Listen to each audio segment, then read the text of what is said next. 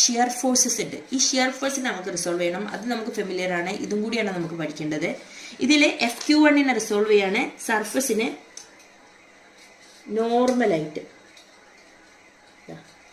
ഈ ഒരു ഫോഴ്സിന് പാരലായിട്ട്, അതേപോലെ തന്നെ ഈ ഇതിന് ഇങ്ങനെ. ഓക്കെ, ഈ ഒരു സർഫസിന് പാരലായിട്ടും ഈ ഒരു സർഫസിന് പെർപെൻഡിക്കുലർ ആയിട്ടും.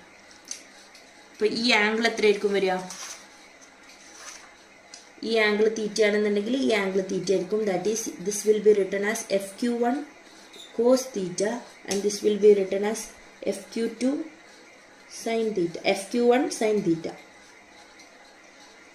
സിമിലർലി ഇതിനെ നമ്മൾ റിസോൾവ് ചെയ്യുമ്പോൾ എങ്ങനെ വരും? സർഫസിന് പെർപെൻഡിക്കുലർ ആണെന്നുണ്ടെങ്കിൽ ഇങ്ങനെ വരും, സർഫസിന് പാരലൽ ആയിട്ട് ഇങ്ങനെയും വരും. ഇതിൽ ഏത് ആംഗിൾ ആയിരിക്കും വരിക?